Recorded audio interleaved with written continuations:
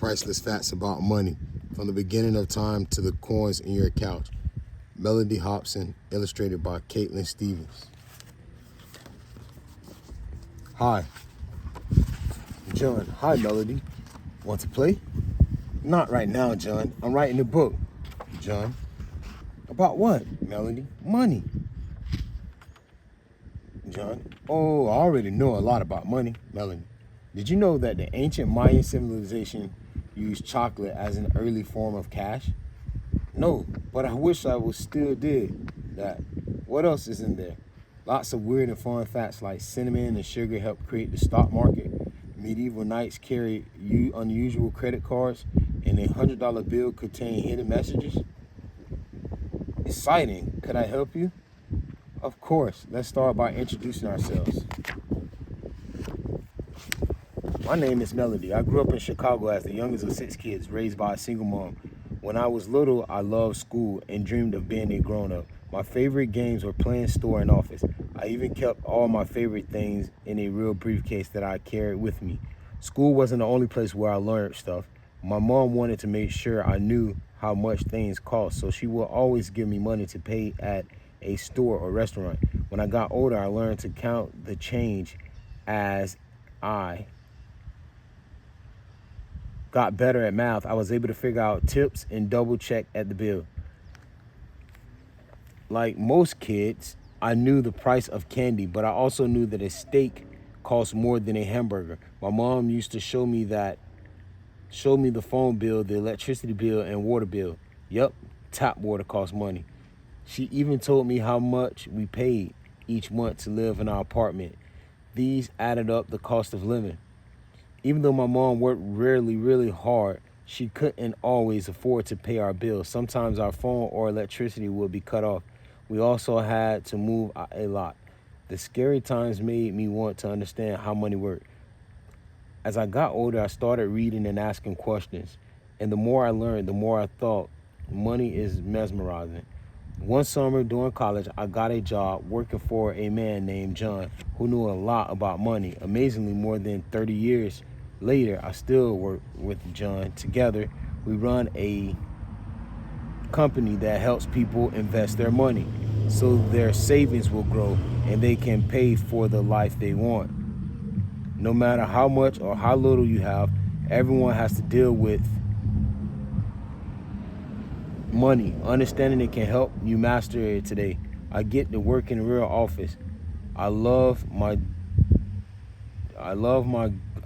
grown-up job, and each day I learn more about how money works. My name is John. I grew up in Chicago as an only child. My mother was the first black woman to graduate from the University of Chicago Law School. My father was one of the famous Tuskegee airmen who flew airplanes during World War II. My dad grew up in the 1930s during a hard time known as the Great Depression, when a lot of business closed. People couldn't find jobs and many were hungry. I was born several decades later, but these tough years made a big impression on my father. He wanted to make sure that I knew about money and how to make it last and grow. On Christmas morning, a lot of kids find presents under the tree. Instead, I found white envelopes. Inside the envelopes was a stock certificate, an official piece of paper that was my dad's gift to me. He explained that these certificates meant I own a tiny part of share of the company. My dad also explained that if the company made money, I might even receive cash dividend. As an owner, if I wanted to buy a candy bar with that money, I could. I was 12 years old with cash in my pocket. Yeah, by the way, I like basketball a lot too. I played for my college team, but I wasn't quite good enough to turn pro. I continued to invest in companies like my dad taught me, and that hobby became my passion. Today I run an investment company with my business partner and friend Mellody. The two of us talk about money all the time, and it is never boring. Not for me either. That's the reason why I got your book, because that's all I care about is money.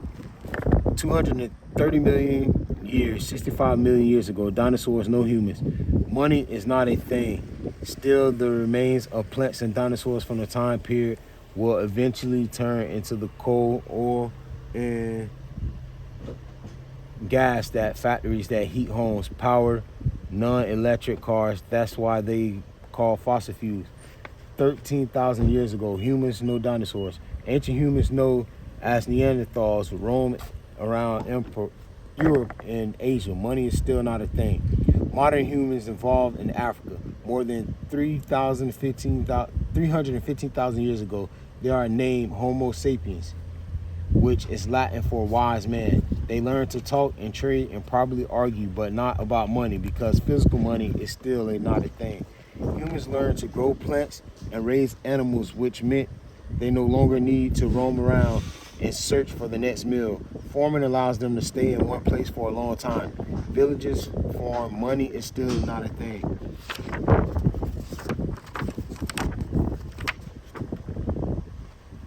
Farming grows into a big business in Mesopotamia, the area between two rivers in the Middle East. People settle and a civilization thrives. In order to buy goods like food and wood and service like construction work and haircuts, people need a way to trade. They created a system of coins and agreed upon value. The first currency is called shekels. Shekels are coins that weigh a set amount, and the fact shekel comes from the Hebrew word meaning to weigh. Money is finally a thing.